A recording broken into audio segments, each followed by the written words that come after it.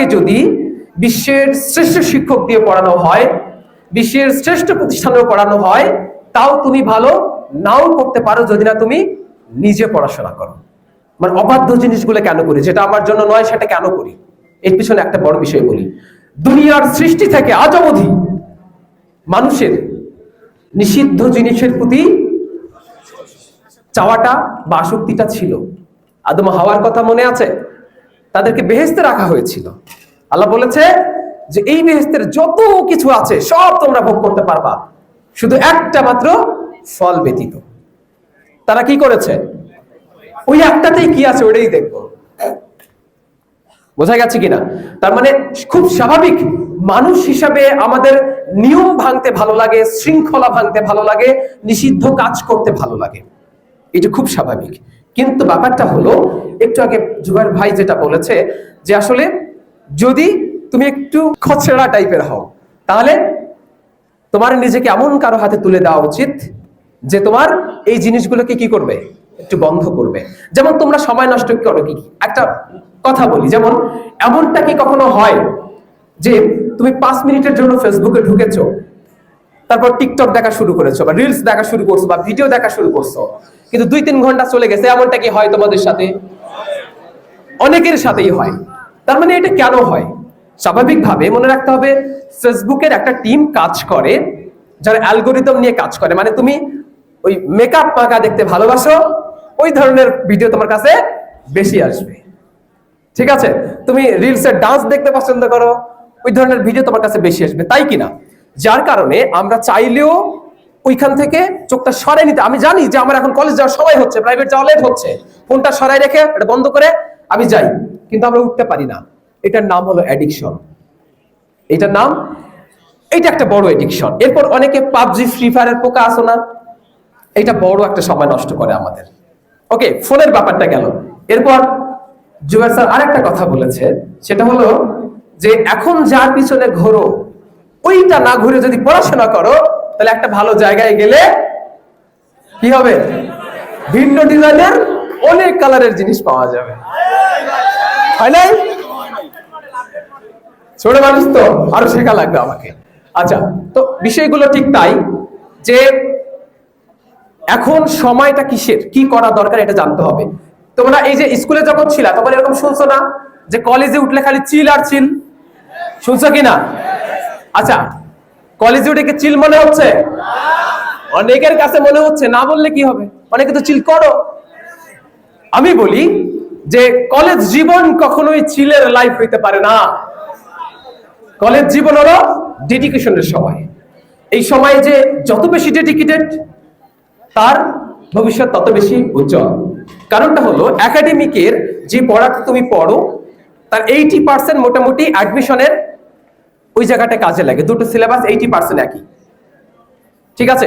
এই কারণে আমি সবসময় বলি, একটা স্টুডেন্ট চান্স পাবে কি পাবে না এইটা অ্যাডমিশনে এসে খুব একটা নির্ধারিত হয় না, এইটা ইন্টারমিডিয়েট থাকতেই নির্ধারিত হয়।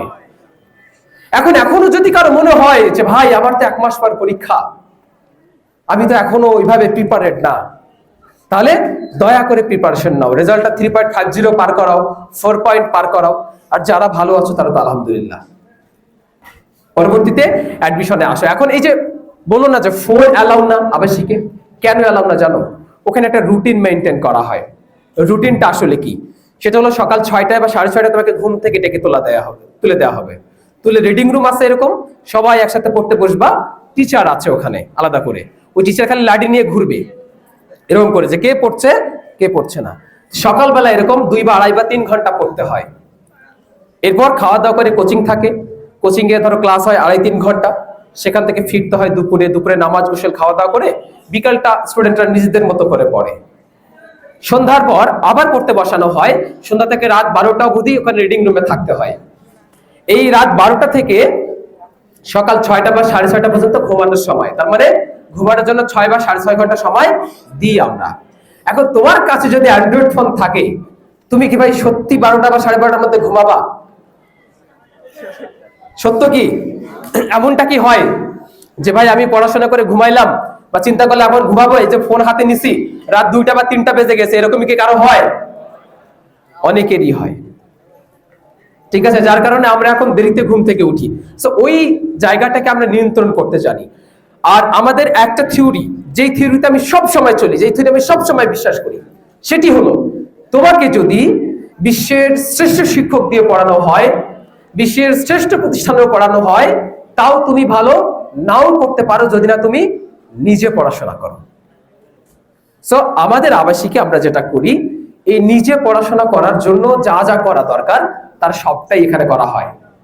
এখন তোমার পড়াশোনা করতেছো না, আমি জানি তোমার বাবা মা তোমাকে কষ্ট করে টাকা পাঠাচ্ছে, এইটা আমি এত সহজে সহ্য করতে পারি না, এটা সত্য। ও যেটা বলছে না যে 14টা না 17টা মাইর খাইছে, আসলেই খাইছে, কিন্তু রিসেন্ট এটা একটু কমায় দেওয়া হয়েছে, পোলাপার আরো বেশি আপডেট হচ্ছে, মানলে আর কোসেই আসে না, কিন্তু অ্যাডমিশনে এটা খুব একটা বরদাস্ত করা হয় না। ঠিক আছে, এখানে অনেকেই বসে আসো, আল্লাহ কোচিং মারে, এটা হয়? হ্যাঁ, এটা হয়, হইতে পারে যদি তুমি ওই লেভেলের পড়াশোনা না করো আসলে। সো এইটা একটা বিষয়। দ্বিতীয়ত বিষয়, টিচার প্যানেল তোমরা দেখছো তো সবাই, এই টিচার প্যানেলটারই টিচাররা এখানে ক্লাস নিবে। সো একটা বেস্ট টিচার প্যানেল এখানে আছে সব মিলিয়ে। সো আমরা যেটা মনে করি যে একটা বেস্ট টিচার প্যানেল এখানে ক্লাস নিবে, আলাদা করে শীট আছে, আবাসিকে একটা এক্সট্রা গাইডলাইন আছে। ঠিক আছে, তুমি যদি আবাসিকে নাও থাকো তাও তোমার এত বেশি ক্লাস আছে যে আলাদা করে কোথাও পড়ার দরকার হবে না। ঠিক আছে, ধরো ইংলিশে নর্মালি আমাদের 52 বাংলাতে 40টা ক্লাস হয়, 40টা ক্লাসের পরও যদি আর কোনো স্টুডেন্ট বলে ভাই আমাদের মনে হয় রাইট ফর্ম অফ ভার্বের উপর একটা সলভ ক্লাস দরকার ছিল বা 2টা সলভ ক্লাস দরকার ছিল, আমরা সেটা দিয়ে দিই ভাই। ইভেন আমাদের অ্যাডমিশন যখন শুরু হবে, পরীক্ষার একদিন পর থেকে শুরু হয়ে বাংলাদেশের শেষ বিশ্ববিদ্যালয়ে ভর্তি পরীক্ষা অবধি আমরা সেটা কন্টিনিউ করি। তুমি বিশ্ববিদ্যালয়ে এখানে ভর্তি হওয়ার পরে বিশ্ববিদ্যালয়ে চান্স পাওয়া অবধি যত ধরনের দায়িত্ব সেগুলো আমরা বহন করি। এবছর রাজশাহী বিশ্ববিদ্যালয়ে আমরা 4টা বাস নিয়ে গেছিলাম। তার মানে তুমি রাজশাহী বিশ্ববিদ্যালয়ে ভর্তি পরীক্ষার সময় টার্মিনালে গিয়ে লাইন ধরে তোমার টিকিট করতে হবে না, 52 মালা অফিসে একটা ফোন করে দিলে হয়ে যাবে যে ভাই আমি আর আমার বান্ধবী যাবো, 2টা টিকিট লাগবে। এটা অফিস থেকেই করা হয়। রাজশাহীতে গিয়ে কোথায় থাকবা না থাকবা সেটাও আমরা দেখি। ওই যে এখন এবছর যেমন ডলি, ও একাই 15-20 জন মেয়েকে রাখছিল হলে, জাহাঙ্গীরনগরে আমরা বাস নিয়ে গেছিলাম। রাজশাহীতে যারা আছে তারা রাজশাহীতে আমাদেরকে এভাবে হেল্প করেছে। ওকে, প্রত্যেকটা বিশ্ববিদ্যালয়ে আমাদের আলাদা কমিউনিটি আছে। সো তুমিও যখন আগামী বছরে পরীক্ষা দিতে যাবা তখন ওরা তোমাকে হেল্প করবে, তুমি চান্স পাবা, তুমি তো আমার পরবর্তী ব্যাচকে হেল্প করবা, হিসাবটা এরকম। সেই জায়গাটায় আমরা সর্বোচ্চ আন্তরিক, তারপর ফর্ম পূরণ থেকে শুরু করে বিভিন্ন বিশ্ববিদ্যালয়ের যাতায়াত সহ যতগুলো কাজ সবগুলো আমরা করি। এবছরে যে তামিরা পড়াশোনা করেছে, গুচ্ছের আগের দিন পর্যন্ত আমাদের পরীক্ষা হয়েছে। কারণটা হলো আমি মনে করি অ্যাডমিশন এমন একটা সময়, এখানে প্রচুর পড়তে হয়। এখন কথা হলো কোনো কারণে তুমি 10টা দিন পড়লা না বা একটা সপ্তাহ পড়লা না, একটা সপ্তাহ তুমি যদি না পড়ো তাহলে কি হবে জানো?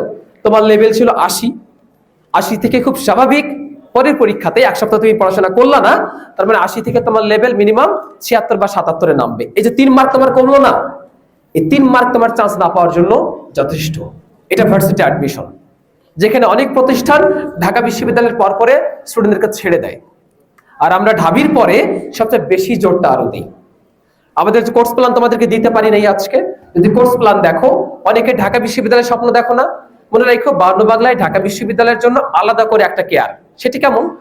যে ধরো 1 মাস কোচিং হবার পর সমস্ত রেজাল্ট অ্যানালাইসিস করে আমরা কি করি, সবচেয়ে সেরা শিক্ষার্থী যাদের মনে হয় এই মেয়েটার বেসিক ভালো, এই ছেলেটার বেসিক ভালো, সে ভালো করবে, আগের রেজাল্টও ভালো, সচরাচর ভালো, তখন আমরা কি করি, ওদেরকে আলাদা করে নিয়ে মানে রিটেন ব্যাচ করা হয়, যেখানে শুধু রিটেনের উপর এক্সট্রা 20 থেকে 25টা ক্লাস দেওয়া হয় এবং প্রতিদিন পরীক্ষা থাকে রিটেনের উপর। সো এইটা আমরা করি নর্মালি। এইদিকে তো তোমার কি বলে গ্রামাটিক্যালে 40টা ক্লাস আছে। সো আমরা কোর্সটাকে এইভাবে কন্টিনিউ করি, যেটা গত কয়েক বছর থেকে খুব ফলপ্রসূ হচ্ছে। এখন অনেকে প্রশ্ন করতে পারো ভাই তাহলে 52 বাংলা থেকে সাকসেস রেট কেমন? দেখো, সাকসেস রেট এইটা ডিপেন্ড করে কিসের উপর জানো? যে তুমি কেমন স্টুডেন্ট 52 বাংলাতে ভর্তি হইলে তার উপর। মনে রাখবে এখানে 52 বাংলা কোনো আন্তরিকতা বা কোনো দোষ ত্রুটি তুমি জীবনে খুঁজে পাবা না, কারণ আমরা সর্বোচ্চটা দিয়ে চেষ্টাটা করি। এখন যদি চান্স না পাও এটা তোমার ব্যর্থতা। তো সেই জায়গা থেকে প্রত্যেক বছর দেখা যায় 52 বাংলা থেকে 50%, 60% বা 70% স্টুডেন্ট চান্স পেয়ে যায়। এটা ডিপেন্ড করে কত ভালো স্টুডেন্ট এখানে ভর্তি হয়েছে তার উপর। কারণ আমরা ভালোটাকে নিয়ে যেমন কাজ করি, গুচ্ছ পর্যন্ত পড়াই মানে কি, সবচেয়ে খারাপ যেটা ওরে নিয়েও কিন্তু আলাদা করে কাজ করি। তো সেই জায়গা থেকে আমি মনে করব যে যেহেতু আমি পরিচালক মানুষ, তাহলে প্রতিষ্ঠান সম্পর্কে এইটা প্রতিষ্ঠান কেমন কেমন করে পড়ায় না পড়ে এগুলো একটু এক্সপ্লেন করার দরকার ছিল। সেই দায়িত্ববোধের জায়গা থেকে এটা করলাম।